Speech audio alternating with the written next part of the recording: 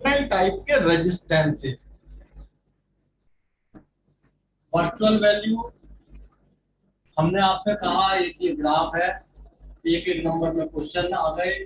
ये लो, कहा ये 2 है, 4 है, 6 है, 8 है, and this is current, this is time.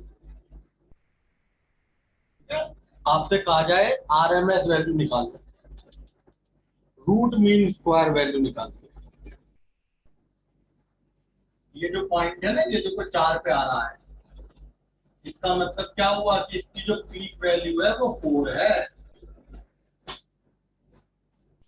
यानी पीक वैल्यू 4 होगा इसकी। मैं और बड़ा बना देता हूँ डायग्राम। ठीक, क्या हुआ ये कैसे हो रहा है।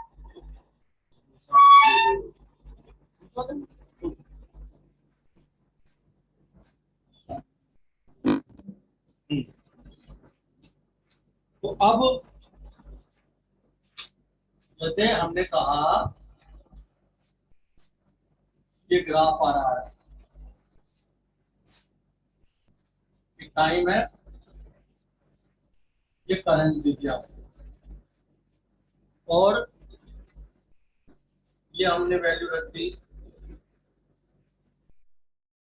2, 4, 6, 8, या सीधे ऐसा करो कि जैसे बना लो 2, 4, 6 ऐसे। क्या करंट है ये एम्पियर में, और ये टाइम है।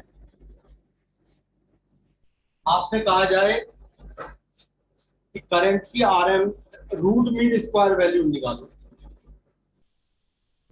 इन गिवन फिगर,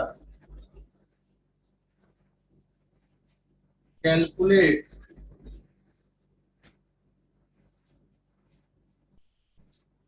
आरएमएस या effective value of current. Effective value निकालनी है करंट की, करंट जो है उसकी इफेक्टिव वैल्यू क्या होगी ये बतानी है। अब आप क्या करेंगे, एक नंबर में क्वेश्चन है, पहले आई नॉट नोट कर लो इस ग्राफ में। कितना है I not peak value,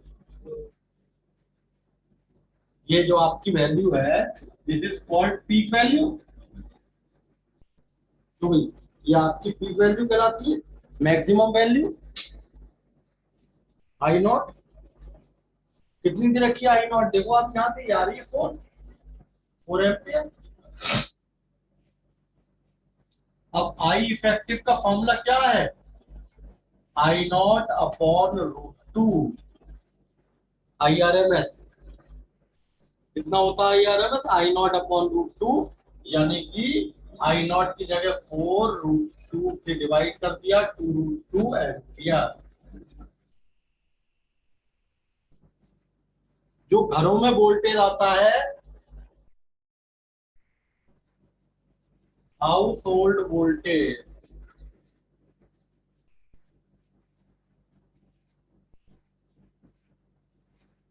220 volt, it is, जो हाउस होल्ड एसी होता है, जो घरों में एसी सप्लाई होती है, वो 220 वोल्ट की होती है। ये क्या होती है, इट इज आरएमएस वोल्टेज, या इसको हम कहेंगे इफेक्टिव वोल्टेज।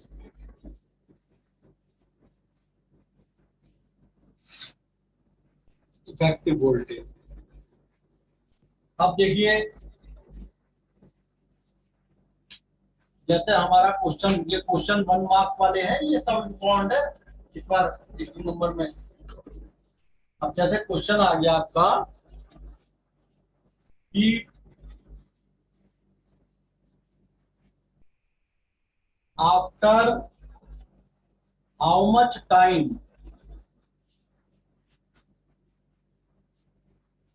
करंट becomes कितने टाइम के बाद current becomes 1/√2 times its peak value. कितने टाइम के बाद?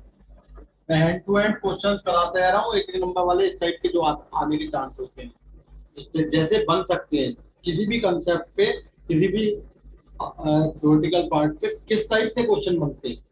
कितने टाइम के बाद current becomes 1/√2 times its peak value? कितने टाइम के बाद करंट जो है वो अपनी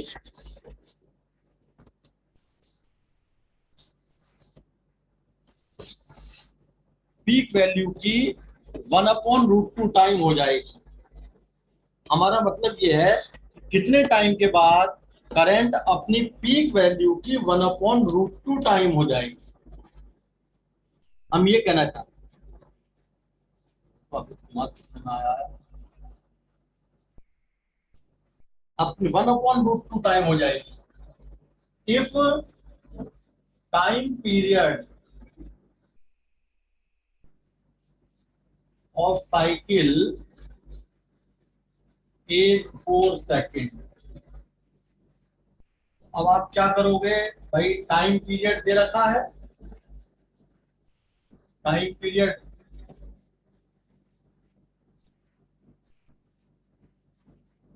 4 सेकेंड दे रखा,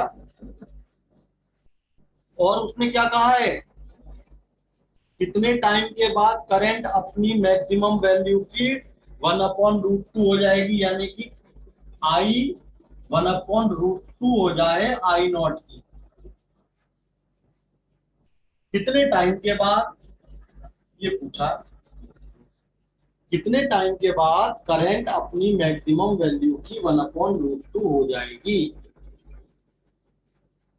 तो मैक्सिमम वैल्यू पीक वैल्यू की ना, तो पीक वैल्यू तो आई नॉट होता है, तो आई नॉट की 1/√2 हो जाएगी, पीक वैल्यू की 1/√2 हो जाएगी। पीक वैल्यू है आई नॉट, उसकी 1/√2। आ गया समझ में? टाइम पीरियड क्या दे रखा है? 4 सेकेंड। तो अब इक्वेशन क्या बनाओगे आप? I is equal to I naught sine omega t. ऐसे करेंगे ऐसे क्वेश्चन को। आई की जगह क्या रखोगे भाई? 1/√2 आई नॉट।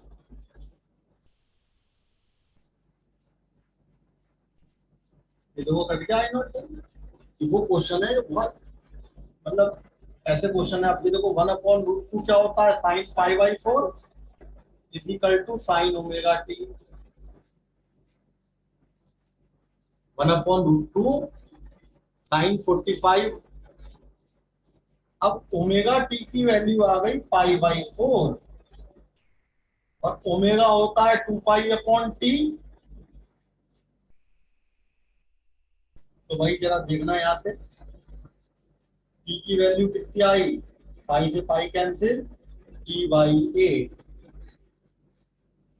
यानी कि टोटल टाइम पीरियड का 1/8 सेकेंड के बाद। और टी की वैल्यू कैपिटल टी कितना है? आधे सेकंड के बाद करंट अपनी मैक्सिमम वैल्यू की 1/√2 हो जाएगी। ये मतलब हुआ आधे सेकंड के बाद, या टोटल टाइम का 1/8 पार्ट, टोटल टाइम पीरियड का, जो साइकिल की पूरी पूरी साइकिल का टाइम है कैपिटल टी, उसका 1/8 पार्ट के बाद क्या होगा? करंट अपनी मैक्सिमम वैल्यू की पीक वैल्यू की 1/√2 हो जाएगी।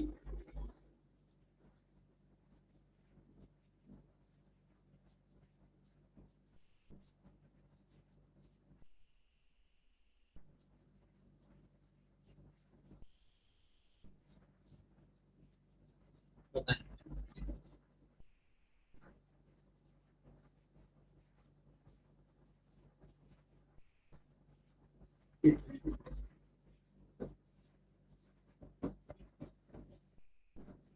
नंबर है? रीड।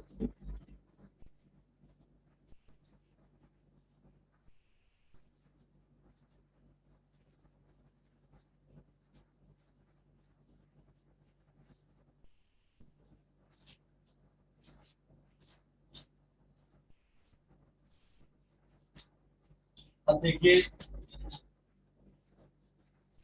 फोटो ग्रुप में भेज दिया है।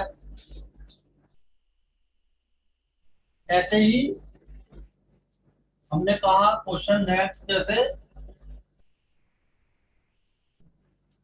If alternate current is given by I is equal to I naught sine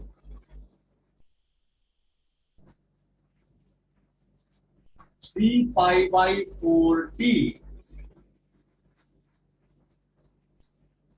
current इतनी दी हुई है, फाइंड द करंट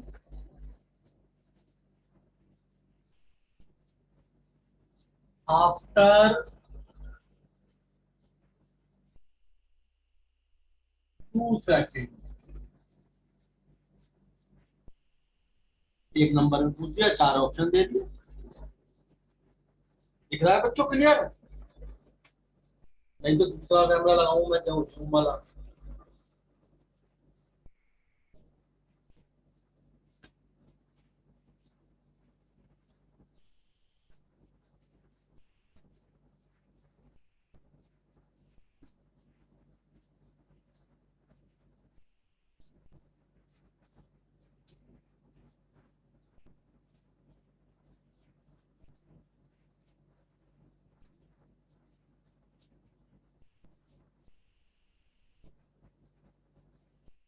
तो बच्चों क्लियर दिख रहा है सबको?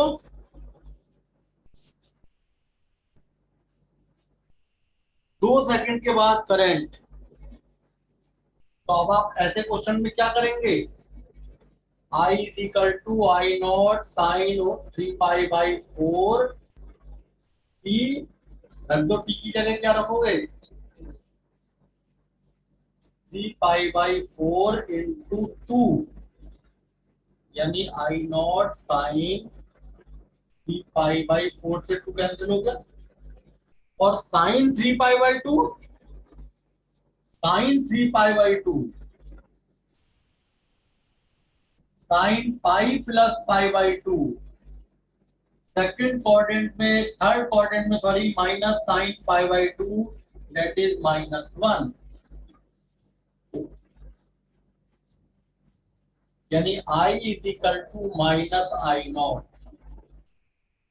इतनी हो जाएगी, पीक वैल्यू के बराबर होगी मगर अपोजिट नीचे की तरफ आएगी। पीक वैल्यू के बराबर लेकिन अपोजिट आएगी नीचे की तरफ। अब इसमें आता है types of resistance. Types of resistance, resistance.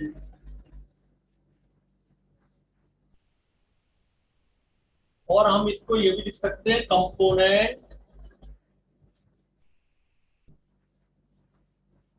Of AC. AC के कंपोनेंट। एसी के कंपोनेंट का मतलब होता है कि एसी में कौन कौन सी चीजें यूज करते हैं। जितनी भी डिवाइस एसी में चलती हैं उसमें हम कौन कौन सी चीजें यूज कर रहे हैं।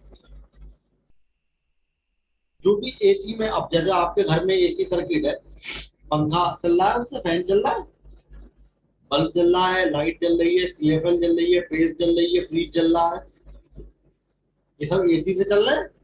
तो इनमें क्या क्या चीजें लगी होंगी? मेन 3 तरीके के कंपोनेंट होते हैं। पहला होता है रजिस्टर।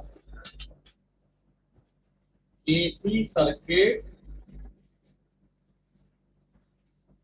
Contain 3 types component. 3 तरह के कंपोनेंट होते हैं एसी में। पहला रजिस्टर। रजिस्टर आपको पता है this is the symbol of register R, register. जो रजिस्टर का सिंबॉलिक प्रेजेंटेशन है वो आपको पता ही है, सबको ऐसे बनाते हैं। रजिस्टेंस फ्रीक्वेंसी पे डिपेंड नहीं करता, resistance does not depend upon frequency। दूसरा कंपोनेंट जो सर्किट में यूज करते हैं एसी सर्किट में, दैट इज इंडक्टर। अब इंडक्टर क्या होता है? जब किसी चीज को कॉइल की शेप दे दें, किसी वायर को मैं मोड़ के कॉइल बना दूं तो ये बन गया इंडक्टर, कॉइल शेप। और इंडक्टर जो रेजिस्टेंस ऑफर करता है उसको कहते हैं एक्सएल। एक्सएल क्या है? इंडक्टिव रिएक्टेंस, जिसे बोलते हैं इंडक्टिव रिएक्टेंस।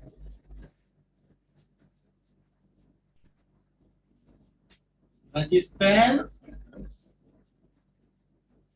या बल्कि रेजिस्टेंस वर्ड में बोलो, हिंड्रेंस लिखो, hindrance offered bye inductor.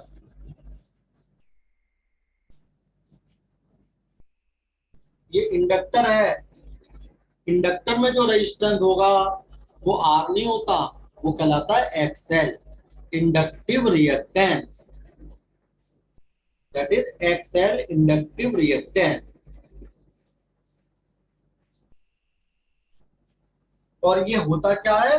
This is hindrance offered bye inductor. Inductor क्या होता है? जो कॉइल है, inductor is coil shape.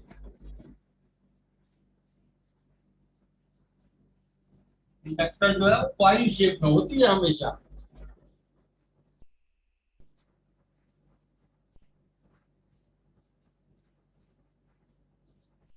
Hindrance का मतलब रेजिस्टेंस, हिंड्रेंस का मतलब रुकावट, अपोजिशन।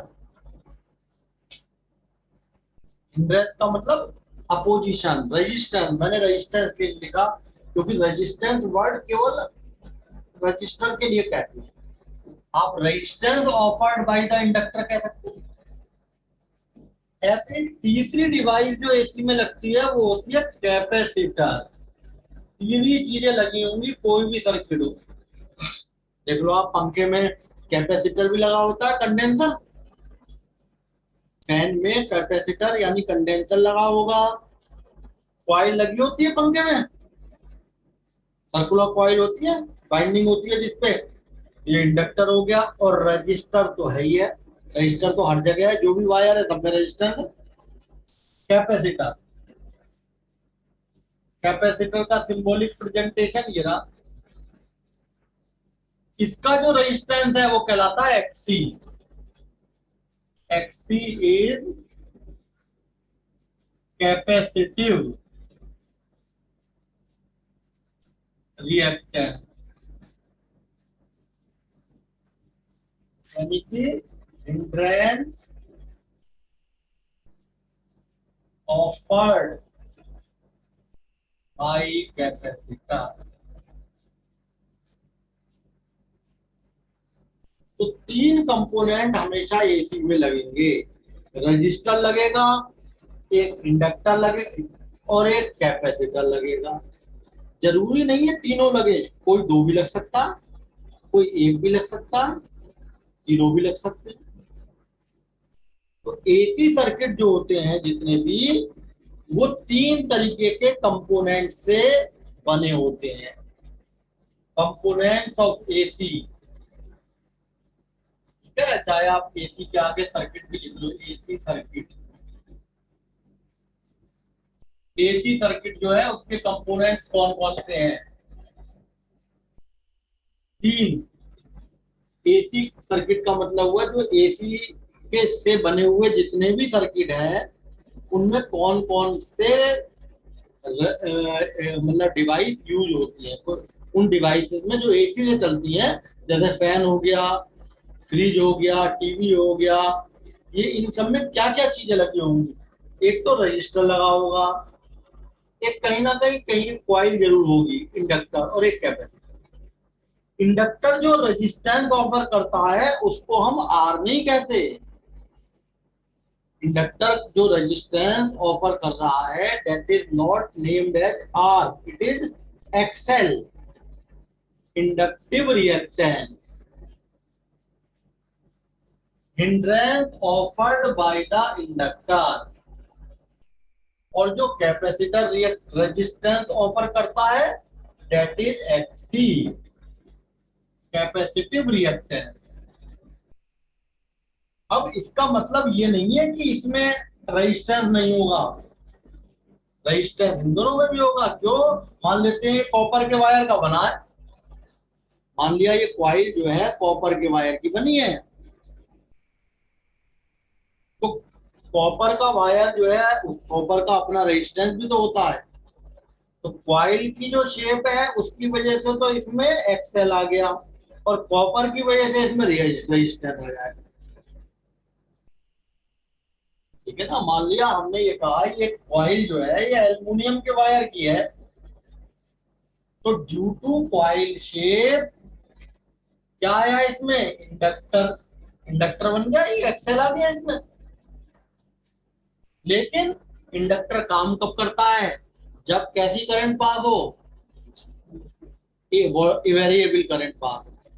हमने पढ़ा है कॉइल जब वेरिएबल करंट पास होती है तो उसमें फ्लक्स चेंज होता है, इंड्यूस्ड ईएमएफ डेवलप होता है। तो इंडक्टर का जो रोल है वो केवल एसी पे ही है। Inductor play role only on variable current. अगर वेरिएबल करंट नहीं है, कांस्टेंट करंट जा रही है, तो इंडक्टर बेकार है। तो केवल इस कॉइल का शेप बना दिया इससे काम नहीं चलेगा। इस कॉइल के शेप में जो करंट पास हो रही हो, इस कॉइल के शेप में जो करंट पास हो रही हो वो कैसी होनी चाहिए? वेरिएबल होनी चाहिए। जब वेरिएबल करंट पास होगी तो मैग्नेटिक फ्लक्स चेंज होगा, इंड्यूस करंट चेंज डेवलप होगी। तो इस शेप में इंडक्टर का जो रेजिस्टेंस है एक्सएल वो तो आ गया, साथ में ये वायर हमने किसका बनाया? कॉइल। मान लिया एल्युमिनियम की कॉइल बनाई है, एल्युमिनियम का तार है, जैसे हमारे पास ये एक तार है एल्युमिनियम का, इसमें क्या होगा? केवल रेजिस्टेंस होगा, केवल रेजिस्टेंस होगा। लेकिन मैं इसी एल्युमिनियम के तार को मैंने ऐसे मोड़ दिया, यही वाला तार ऐसे मोड़ दिया मैंने। अब क्या होगा इसमें? अब इसमें रेजिस्टेंस तो होगा ही होगा एल्युमिनियम वाला, प्लस एक्सएल, दोनों चीजें हो गई। रेजिस्टेंस तो है ही, वो तो एल्युमिनियम मेटल है, मेटल का, मेटल के अंदर रेजिस्टेंस तो होता ही है। ये जब तक ये सीधा था तब तक इसमें इंडक्टर नहीं था, तब तक इसमें कॉइल नहीं था, तब तक इसमें एक्सेल नहीं था। लेकिन जब तुमने इसको ये शेप दे दी तो इसके अंदर एक नया रेजिस्टेंस और आ गया, एक्सेल। एंड अगली बात समझ में क्यों गई? लेकिन एक्सेल काम कब करेगा? जब वेरिएबल करंट पास होगी। अगर मैंने इसको डीसी से जोड़ दिया, डीसी पूरी तरीके से डीसी कांस्टेंट करंट, तो एक्सेल काम नहीं करेगा, क्योंकि डीसी तो कांस्टेंट करंट देगी, और कांस्टेंट करंट देने पर इंडक्टर अपना रोल प्ले नहीं करता, कॉइल अपना रोल प्ले नहीं करती। तो अगर हमने आपसे कहा कि इस कॉइल को मैं डीसी से जोड़ दूं तो इसमें कितना हिंड्रेंस आएगा? केवल केवल रेजिस्टेंस काउंट होगा, फिर एक्सेल काम बेकार हो गया, डीसी से जोड़ दिया। डी क्योंकि वेरी ये कॉइल का जो एक्सेल है ये वर्क तभी करेगा जब वेरिएबल करंट पास हो। ठीक है भाई? तो ये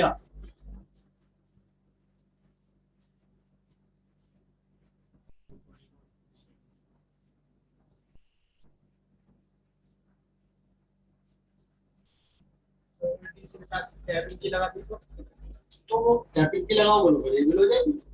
फिर तो टैपिंग की लगाएंगे तो वेरिएबल हो ही गई, फिर तो एक्सेल काम करेगा।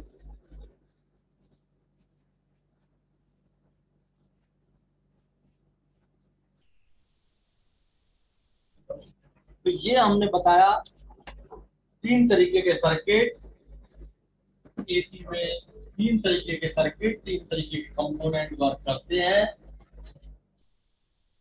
अब इसमें जरूरी नहीं है तीनों काम करें, हो सकता है कोई दो काम कर रहा हो। अब इसमें नोट करने वाली बात क्या है? पहला बात, inductor coil XL play its role at AC at variable current.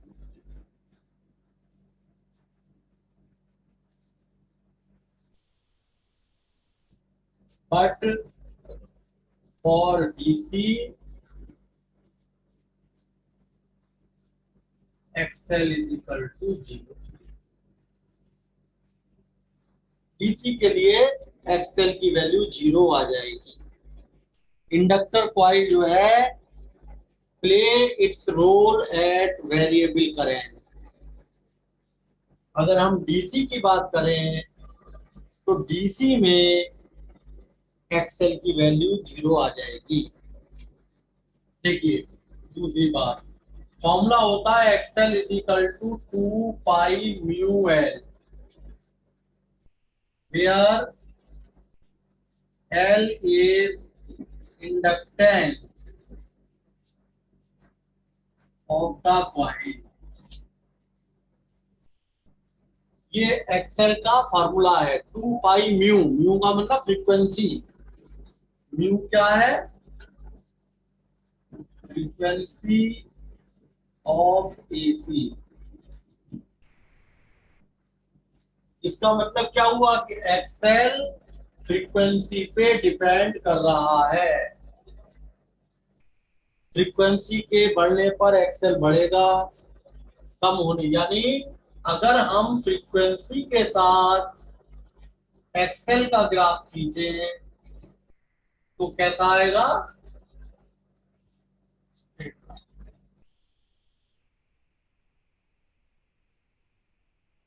Excel का फॉर्मूला होता है 2 पाई म्यू एल, या ऐसे कह लो, ऐसे लिख लो ओमेगा एल, और ओमेगा क्या होता है? 2 पाई म्यू। एक्सेल होता है omega L. Omega angular velocity, angular frequency 2 pi mu, यानी एक्सेल फ्रीक्वेंसी के डायरेक्टली प्रोपोर्शनल है। फ्रीक्वेंसी के साथ एक्सेल का ग्राफ स्ट्रेट लाइन आएगा। एक्सेल क्या कहलाता है? Inductive reactance.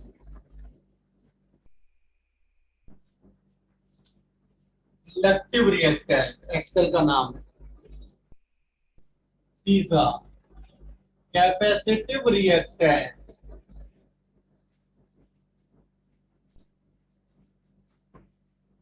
एक्ससी। ये होता है 1/ओमेगा सी, और ओमेगा क्या है भाई? 2 पाई म्यू सी। तो ये एक्ससी का फॉर्मूला है, कैपेसिटिव रिएक्शन है।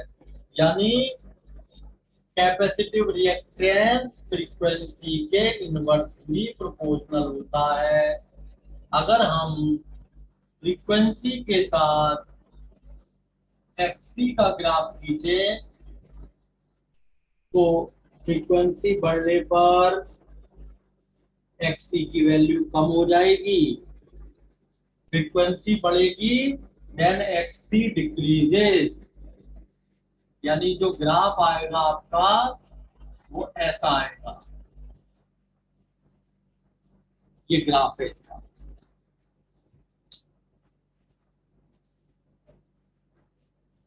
तो हमने क्या बताया कि इंडक्टिव जो कॉइल है वो केवल अपना रोल कब प्ले करती है, जब वेरिएबल करंट पास हो। अगर डीसी आपने लगा रखी है तो डीसी पर कांस्टेंट करंट जाएगी और एक्सएल की वैल्यू 0 हो जाएगी। डीसी के लिए ये वर्क ही नहीं करेगा। ये तो केवल वर्क ही कब करता है, जब वेरिएबल करंट पास हो। अब एक्सएल इंडक्टिव रिएक्टेंस, एक्सएल का मतलब resistance offered by the inductor, क्या होता है फॉर्मूला, ओमेगा एल। और ओमेगा क्या है भाई, 2 pi mu L. Mu frequency है एसी की, एल सेल्फ इंडक्टेंस, इंडक्टेंस कह सकते हो आप, यानी कि एक्सएल और फ्रीक्वेंसी डायरेक्टली प्रोपोर्शनल है, स्ट्रेट लाइन ग्राफ आ गया। और कैपेसिटर का जो रिएक्टेंस है एक्सी, दैट इज 1/ओमेगा C. Omega is 2 pi mu C, यानी कि फ्रीक्वेंसी के रेसिप्रोकल है। फ्रीक्वेंसी बढ़ाओगे कैपेसिटर का रिएक्टेंस कम हो जाएगा, ग्राफ ऐसा है। अगर रेजिस्टेंस की बात करें, रेजिस्टेंस ऑफ रजिस्टर